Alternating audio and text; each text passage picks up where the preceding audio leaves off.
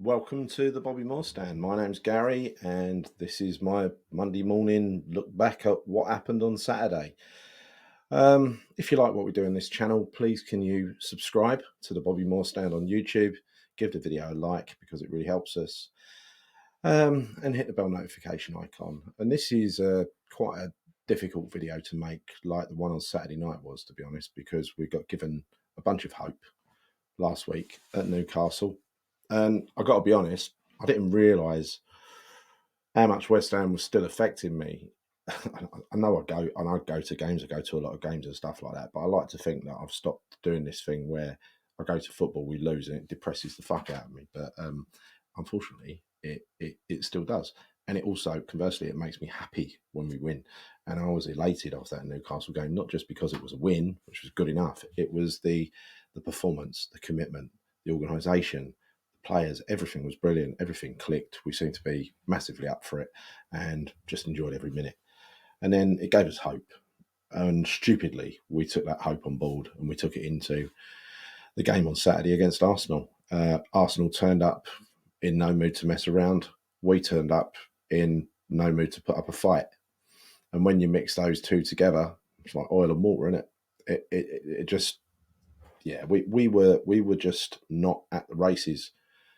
It was a criminal abdication of responsibility by the manager and the players. They were so passive. They literally repeated David Moyes' tactics that drove us mad for the last year or so, even longer, by not even trying to compete with one of the big sides. But this is a London derby. It was a London derby. This is a game we really should have been up for. There should have been the same commitment, the same group huddle, the same words of inspiration for Jarrod Bowen before the game. Get the players fighting and feeling and knowing that it's a London derby, so it really, really means a lot. Do not do what they did, which was go onto the team, go onto the pitch, look at the players in the opposition team, kind of sense that they're playing pretty well, which they were. But what you've got to realise when a team like that's playing well is you've got to play well as well. You don't just accept your inevitable fate that you're going to get beaten. Because if you do, you ain't only going to get beaten, you're going to get slaughtered and embarrassed. And that is what I can't accept. I cannot accept any Premier League team, a team like ours that's invested so much money. We've got so many top quality players. All right, we might be lacking a striker or whatever, but we've spent 70 million, for instance, on the defence. You spent 70 million on a defence. You don't expect to be 4-0 down after 33 minutes against the North London annoyances, do you? And I mean, that's exactly what they are. Their fans are wind-ups. You know, it's not the Arsenal I used to know. It's a very new Arsenal. It's a very new, modern-day, shiny Arsenal who think there's something a little bit special, and they've never really been anything special. They have in their own eyes, but it's like when you support a team, your team's special to you, their team's special to them. Great. Don't rub up other people's noses, is it? Because we don't care. We don't compare trophies. What's the point? We don't support West Ham for winning trophies. We support West Ham because we love West Ham. And much against that bloody song that you were singing at our place, cheeky gits, about you only come to watch the Arsenal. I'd never go anywhere to watch the Arsenal. Can't think of anything worse. How boring. How tedious. How dispassionate. I've got to feel something to go to a game of football. I feel something when I go to West Ham. And what I feel today is abject disappointment, embarrassment, humiliation that my team just didn't turn up and didn't compete against this team of diving cheats, because that's what they are. That is an excuse, by the way. We got completely played off the pitch by them. But they are diving cheats. And so is the manager. The manager was a diving cheat as a player. So why should he be any different as a manager? He is what he is. But where this has taken us now is it's taken us, you might as well just erase what happened at Newcastle now. Some people at the game were kind of trying to say that Newcastle was a fluke, or we weren't that good at Newcastle, but wrong. We were that good at Newcastle, and it wasn't a fluke. We deserved to win it, right? But it could also be a freak, a complete freak, a one-off. We all knew that when we were reviewing it, which is why we sort of tentatively going, oh, well, maybe he's not crap after all. But then maybe he is. But we'll see. And the next two really, really pivotal games are going to give us our answer. I mean, we have got a surprise 3 points against Newcastle. Nobody saw that coming, right? So we got 3 points out of 2 games when we expected to get 0. That's good.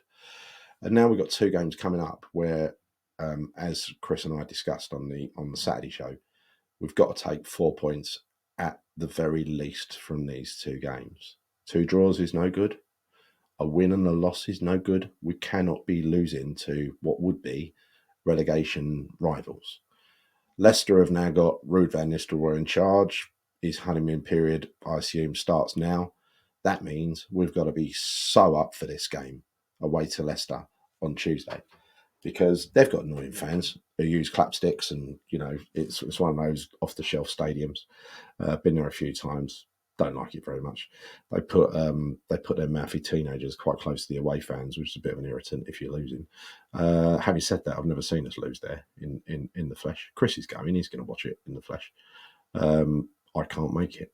I had the option, but I really hope we go out there and do what we did last week and Newcastle and try and actually turn it on, because I think we're likely to have the guts, if you like, because that's what we seem to lack on Saturday. We didn't have any guts. We didn't show any courage. We just showed that we were afraid of Arsenal. We bent over and just took whatever they wanted to give to us. We didn't for 1 minute try to push back and resist. Yeah, we came back to 4-2, but to be frank, 4-0 up, they kind of thought it was game over. They started to cruise, and we took them by surprise with those 2 goals. But don't worry, the referee soon helped them out and made sure they won the game. But again, at 4-0 and at 5-2, the game was dead. But we weren't coming back a second time, where we weren't happening. And, an 8-minute spell, as Chris said, that's not really enough to warrant taking points from the game, is it, really? As much as that referee was bloody useless, that Anthony Taylor. But that aside, it does all now boil down to what comes next. And what comes next is 2 massive, massive games in a week. Firstly, away to Leicester on Tuesday night. We've got to win that, or we've got to get a draw. At the very minimum, we cannot lose to Leicester. They've just been dumped 4-1 by Brentford. They're not a good team, even if they get a new manager. It ain't been the January transfer window yet. He can't do anything. He's got the same set of players. That, for me, has to be a win. But I'll take a draw if I have to, right? The one that has to be a win for me, or either of them, whatever, is the one at home to Wolves. Now, Wolves have just lost. They have won a few games lately. We do seem to have sort of the Indian sign over Gary O'Neill. He does seem to go to pieces at West Ham. I think that might be, loyalty to West Ham, because his team were rubbish last year. Craig Dawson did, he was fuming, wasn't he? He was fuming. I think they could also be looking for a little bit of revenge on us. So I'm a bit wary of that Wolves game, I must admit. And I do not like going up to, that one's at home, but later on in the season, we've got to go to Molineux. That's a hellhole to go and win at usually. And again, I think there's been occasions when we've done it, but usually I've been up there. Every time I've been up there, I've bloody got rolled over easily. Horrible little ground. But 2 games, 4 points. We cannot accept any less than that. I don't care what order it comes in, really. But one thing we cannot do with either of these games is lose. If we do get less than 4 points in these 2 pivotal games against relegation rivals, he's got to go. I think that would be last chance saloon, well and truly done. You cannot base keeping a manager. If that were to happen, you cannot base keeping a manager on 1 win that came totally out of left field, as good a performance as it was. So let's wait and see what happens, right? Let's support the team and hope for the best. I'm quite ambivalent about it, to be honest, because I think one way or another, I don't think Lopetegui is here next season. I don't really relish changing the manager halfway through a season, to be honest, because I think you end up getting booby prizes a lot of the time. I don't think it's very good for you to do that. But at the same time, if we have to, we have to. And if he doesn't get 4 points out of that, it's time to leave the building for Mr. Lopetegui. Go and take a lay down, go and see your daddy in Spain, whatever. But if he does that, don't darken our doorstep any longer. Got to say I'm gutted. I'm really gutted after being given a bit of hope and having that hope just squashed, taken away in such an embarrassing way. It was Yeah, I was fuming together with a lot of, when we were 4-0 down on Saturday inside that ground, there was a lot of anger, hell of a lot of anger. And the language over there was pretty savoury as well. I'm pretty sure that would have spread all the way up to the those in the executive boxes in the posh seats. Let's hope so. Let's hope they heard some of it. But anyway, that's me done. That's my Monday thoughts. Sorry, it was a bit depressing, but that's the way it's always going to be when West Ham play like this. But hopefully we won't play like this for much longer, by hook or by crook. Let's hope for something decent out of Leicester. Until next time, see you soon. Come in your wines.